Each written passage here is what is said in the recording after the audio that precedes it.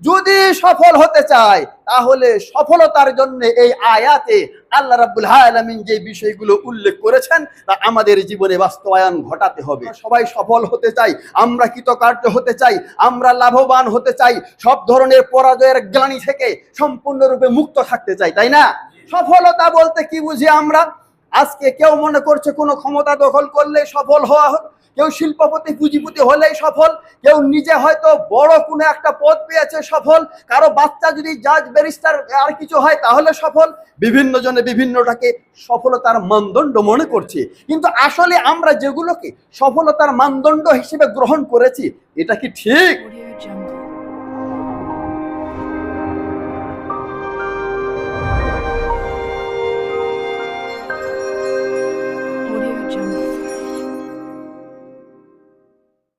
এ পর্যায়ে আজকের এই আলোচনার প্রধান আলোচক বাংলাদেশ জমিয়তে আহলে হাদিস ঠাকুরগাঁও জেলা শাখার সম্মানিত সাধারণ সম্পাদক, সেক্রেটারি এবং মাদ্রাসাতুল হুদা আল ইসলামিয়া সালাফিয়ার সুযোগ্য অধ্যক্ষ, বাংলাদেশ জমিয়তে ঠাকুরগাঁও জেলা শাখার অধীন কেন্দ্রীয় মসজিদের সম্মানিত খতিব।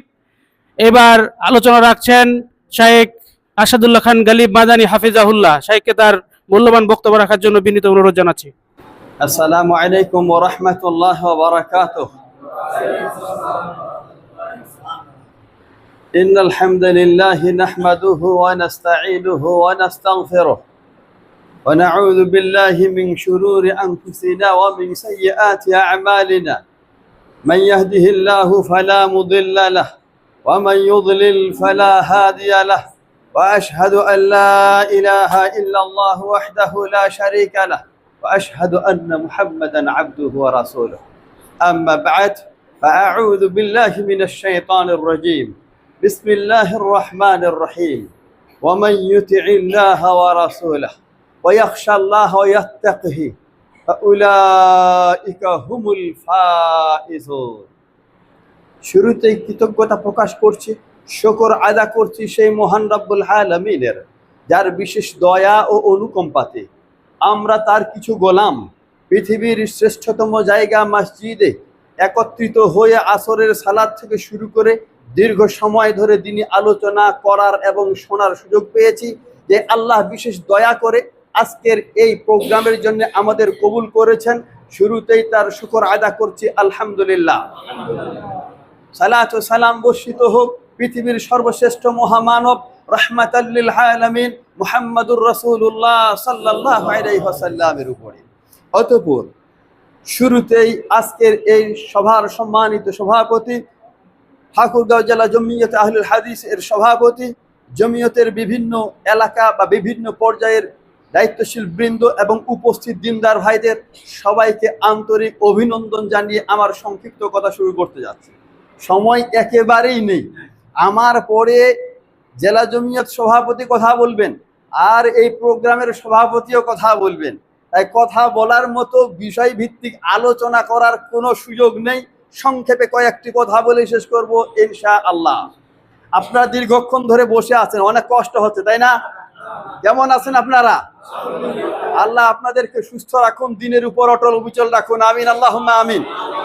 আশা রাখছি সভাপতি সাহেবের আলোচনা শেষ না হওয়া পর্যন্ত আমরা একটু সময় উৎসর্গ করব, ঠিক আছে তো ইনশাআল্লাহ?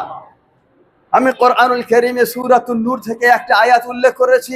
এই আয়াতে আল্লাহ সুবহানাহু ওয়া তাআলা বলছেন, যেই ব্যক্তি আল্লাহ এবং তার রাসূল সাল্লাল্লাহু আলাইহি ওয়াসাল্লামের অনুগত হবে, আনুগত্য প্রকাশ করবে এবং ইয়াখশাল্লাহ, তার জীবনের অতীতে, এখন আমরা দাঁড়িয়ে আছি এর আগে, কিছুক্ষণ আগে, একদিন আগে, এক বছর আগে, এর আগে অতীত জীবনে যেই সমস্ত ভুল ত্রুটি হয়েছে এগুলোর জন্য আল্লাহকে ভয় করবে। যখনই স্মরণ হবে অতীতের কোনো অন্যায়ের কথা, তখনই যেন আটকে উঠবে, পশমগুলো দাঁড়িয়ে যাবে, সাথে সাথে তওবা করবে, ইস্তেগফার করবে আল্লাহ রাব্বুল আলামিনের কাছে, যেন এই ভুলের কারণে পরকালে ভয়াবহ জাহান্নামে তাকে নিক্ষেপ না করা হয়। ইয়াখশাল্লাহ ওয়া ইয়াত্তাকিহি, এবং আবার বলছে ইয়াখশা এবং তাকওয়া যদি একটু পার্থক্য রয়েছে, কিন্তু মূলত ভয়ের অর্থে ব্যবহার হয়। এবং ভবিষ্যৎ যে জীবনটা রয়েছে, এখন থেকে নিয়ে সামনে যে কয়েকদিন বাঁচবো আমরা, এই সময়ের ক্ষেত্রেও আল্লাহকে ভয় করবে, কখনো যেন আল্লাহর কোনো নাফরমানি না হয়ে যায়, কখনো যেন শিরক না হয়ে যায়, কুফরি না হয়ে যায়, মুনাফিকি না হয়ে যায়। আল্লাহ পছন্দ করেন না এমন কোনো কাজ যেন প্রকাশিত না হয়, সংঘটিত যেন না হয়। এই জন্য আল্লাহকে ভয় করবে যেই ব্যক্তি আল্লাহকে ভয় করবে অতীত জীবনে, আল্লাহকে ভয় করবে ভবিষ্যৎ জীবনে, এবং আল্লাহ রাব্বুল আলামিন যে উদ্দেশ্যে সৃষ্টি করেছেন তার গোলামি করা, তার ইবাদত করা, সেই উদ্দেশ্য বাস্তবায়ন করবে। রাসূল সাল্লাল্লাহু আলাইহি ওয়াসাল্লাম, বলুন সাল্লাল্লাহু আলাইহি ওয়াসাল্লাম, তিনি যে পথ নির্দেশিকা দিয়েছেন, তরিকা শিক্ষা দিয়েছেন, সেই তরিকা অনুযায়ী আল্লাহর ইবাদত করবে। আল্লাহ বলেন ফাউলাইকা হুমুল ফাইজুন, এই সমস্ত লোকেরাই হবে সফলকাম। আমরা সবাই সফল হতে চাই, আমরা কৃতকার্য হতে চাই, আমরা লাভবান হতে চাই, সব ধরনের পরাজয়ের গ্লানি থেকে সম্পূর্ণরূপে মুক্ত থাকতে চাই, তাই না? যদি সফল হতে চায় তাহলে সফলতার জন্য এই আয়াতে আল্লাহ রাব্বুল আলামিন যে বিষয়গুলো উল্লেখ করেছেন তা আমাদের জীবনে বাস্তবায়ন ঘটাতে হবে। সফলতা বলতে কি বুঝি আমরা? আজকে কেউ মনে করছে কোনো ক্ষমতা দখল করলে সফল হওয়া, কেউ শিল্পপতি পুঁজিপতি হলেই সফল, কেউ নিজে হয়তো বড় কোনো একটা পদ পেয়েছে সফল, কারো বাচ্চা যদি জাজ ব্যারিস্টার আর কিছু হয় তাহলে সফল। বিভিন্ন জনে বিভিন্নটাকে সফলতার মানদণ্ড মনে করছে, কিন্তু আসলে আমরা যেগুলোকে সফলতার মানদণ্ড হিসেবে গ্রহণ করেছি এটা কি ঠিক? একটু আগে শুনলাম আমরা অমুকে বিদায় নিয়েছেন, আরেকজন বিদায় নিয়েছেন, আরেকজন বিদায় নিয়েছেন।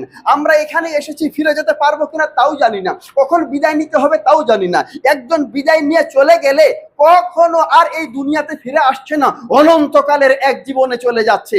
এই দুনিয়াতে কেউ যদি 2, 4, 10, 20, 50 বছর থাকে, এটা অতি সামান্য, পরকালের তুলনায় অতি সামান্য একটু সময়। এই একটু সামান্য সময়ে কেউ যদি তাওহীদের বিপরীতে শিরকে দাঁড়িয়ে কোনো ক্ষমতা লাভ করে, কেউ যদি আল্লাহর সঙ্গে কুফরি স্থাপন করে, কুফরি করে যদি দুনিয়াতে অর্থের পাহাড় গড়ে ফেলে, কেউ যদি তার ছেলেকে দিন না শিখিয়ে নাস্তিকতার পথ ধরিয়ে যদি দুনিয়াতে বিশাল কোনো একটা বড় চাকরি বাকরি বা বড় পদে নিয়ে অধিষ্ঠিত করে, তাহলে এটা কি সফল হবে? এটা কি আমাদের পরকালে কোনো উপকারে আসবে? পরকালে কি কবরের আযাব থেকে আমাদের মুক্ত করবে? আমরা কি জাহান্নাম থেকে বাঁচতে পারবো? আমরা কি জান্নাত লাভ করতে পারবো? না, কখনো না। যদিও আমরা দুনিয়ার অনেক কিছুকে সফলতার হিসেবে গ্রহণ করছি, মনে করছি আসলে এগুলোতে সফলতা নেই, এগুলো মরিচিকা, মনে করছি সফলতা, আসলে এগুলোতে সফলতা নেই। সফল হলো সেই ব্যক্তি যেই ব্যক্তি মরার পরবর্তী জীবন অনন্তকালের সময়টা সুখের সময় পাবে, জান্নাত লাভ করতে পারবে, ওই হবে প্রকৃত সফল।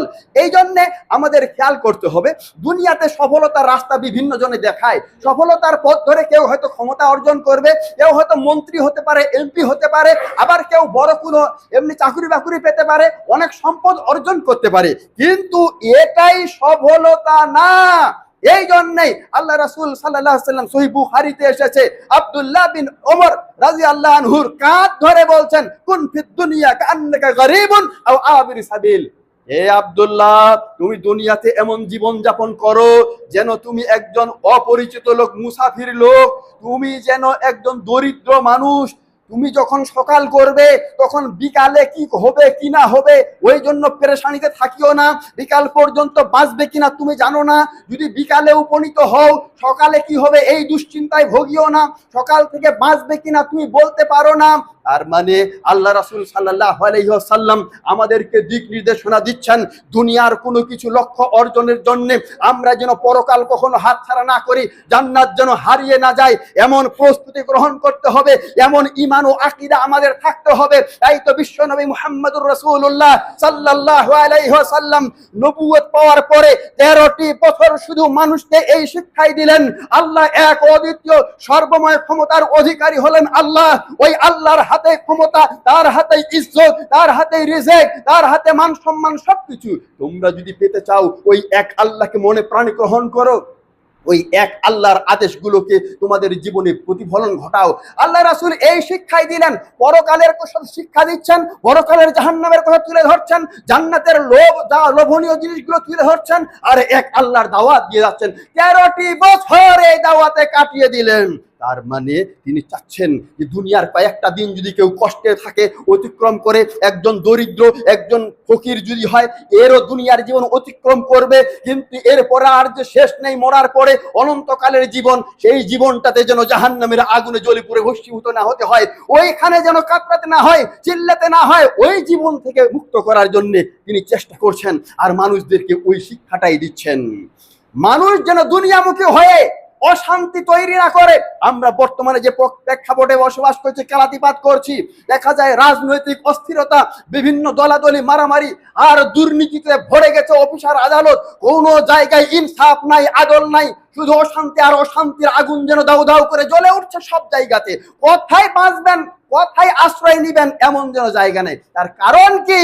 কারণ হলো মানুষের মাঝে আল্লাহর ভয় নাই, পরকালের চিন্তা নাই, মরার পরে আরেকটা জীবন আছে, ওই জীবনের সুখ শান্তির তার কোনো চিন্তা না থাকার কারণে এই অস্থিরতা। তাই তো বিশ্বনবী মুহাম্মদুর রাসূলুল্লাহ সাল্লাল্লাহু আলাইহি ওয়াসাল্লাম, যিনি হলেন সর্বশ্রেষ্ঠ নবী এবং রাসূল, যিনি হলেন সফল একজন নেতা, আদর্শ একজন বাবা, আদর্শ একজন প্রেসিডেন্ট, সব দিক দিয়ে পৃথিবীর শ্রেষ্ঠ একজন মহামানব ছিলেন, তিনি এমন এক পথ দেখিয়েছেন যে পথের মাধ্যমে পরকালের অনন্তকালের জীবনটাও সুখের তো হবে, এই দুনিয়াটাও তখন শান্তির হবে। তাই তো আল্লাহ বলছেন, আলা বিযিকরিল্লাহি তাতমাইন্নুল কুলুব, জেনে রাখো আল্লাহর স্মরণ যে অন্তরে থাকবে, অন্যায় অনাচার থেকে দূরে থাকবে, পরকালের প্রস্তুতি গ্রহণ করবে, এমন অন্তর প্রশান্তি লাভ করবে, নিজেও সুখ পাবে, অন্যরাও সুখে বসবাস করতে পারবে, শান্তিপূর্ণ একটা পরিবেশ থাকবে। এই পথে আজকে আমরা আহ্বান জানাচ্ছি যে শুধু আমরা দুনিয়ার এই মরিচিকার দিকে আহ্বান করি না। মূল টার্গেট হলো আমাদের আল্লাহর বান্দারা যেন জাহান্নাম থেকে বাঁচতে পারে, তারা যেন জান্নাত লাভ করতে পারে। ওই সঠিক যে আকীদার দরকার, যে তাওহীদের দরকার, সেই তাওহীদের উপর অটল অবিচল থাকতে পারে। আমলে সালেহ এর প্রয়োজন, যে আমলে সালেহ নিয়ে বিদায় নিয়ে পরকালে সফল হওয়া যাবে। এগুলো আমলে সালেহ কি, তাওহীদ কি, কোনো আলোচনা করার কোনো সুযোগ নেই। আমি এ বলেই শেষ করতে চাচ্ছি, আসুন বাংলাদেশ জমিয়তে আহলুল হাদিস শুধু দুনিয়ার ওই রাজক্ষমতার দিকে ইঙ্গিত করে না, যে প্রেসিডেন্ট হওয়ার স্বপ্ন দেখায় না, বরং এমন প্রেসিডেন্ট হওয়ার স্বপ্ন দেখায় মরার পরে সর্বনিম্ন পর্যায়ের যে জান্নাতি হবে, বাংলাদেশ না তাম পৃথিবীর মতো 10টা পৃথিবীর যে রাজত্ব, এর থেকে বড় রাজত্ব লাভ করবে, সর্বনিম্ন পর্যায়ের যে জান্নাতি হবে। সুবহানাল্লাহ। বাংলাদেশ জমিয়তে আহলুল হাদিস ওই 10টা পৃথিবীর থেকে আরো শ্রেষ্ঠ রাজত্বের মালিক বানানোর দিকে আহ্বান জানাচ্ছে।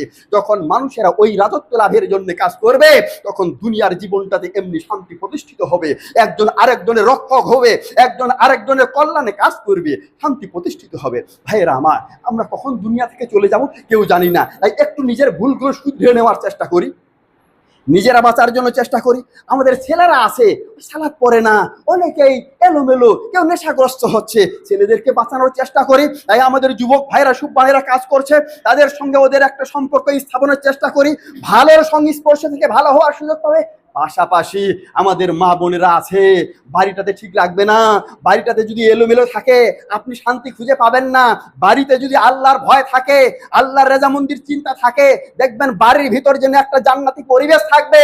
তাই আমাদের মা বোনদেরকেও সঠিক আকীদায় তাদেরকে তৈরি করার জন্য, তাদের সবচেয়ে শিরকি এবং খরাফি কুসংস্কার এগুলো দূর করার জন্য আমাদের মা বোনদের মাঝেও কাজ রয়েছে। খাওয়াতিন আহলুল হাদিস আমাদের আশায়, আমাদের শহরে আছে। এই পীরগঞ্জে আজকে একটা প্রোগ্রাম করলাম, মহিলাদের ওখানে প্রোগ্রাম ছিল, ওটা সারা এখানে আসতেছি আমি। আপনারাও প্রত্যেকটা মসজিদে জুমার দিনে মা বোনদের সালাতের সুব্যবস্থা করুন, এবং এইখানে যে প্রোগ্রাম হচ্ছে এই ধরনের মা বোনদেরও প্রোগ্রামের ব্যবস্থা করুন। তাদেরকেও দিন বুঝাতে হবে, যেন তারা বাড়ির মূল খুঁটি, তারা ওইখানে মা ঠিক হবে, বাচ্চারা মায়ের কোল থেকে সঠিক আকীদা শিখে আসবে, বাচ্চারা ভদ্রতা শিখবে, শিষ্টাচারিতা শিখবে। তাই আসুন, বাংলাদেশ জমিয়তে আহলুল হাদিস যুবকদের মাঝে কাজ করছে, মা বোনদের মাঝে কাজ করছে, আমাদের মতো বয়স্কদের মাঝে কাজ করছে। আমরাও এই তাওহীদপন্থী সংগঠনের সঙ্গে একটু সময় ব্যয় করে জান্নাতের পথিক হওয়ার জন্য চেষ্টা করি। আল্লাহ আমাদের সবাইকে তৌফিক দান করুন।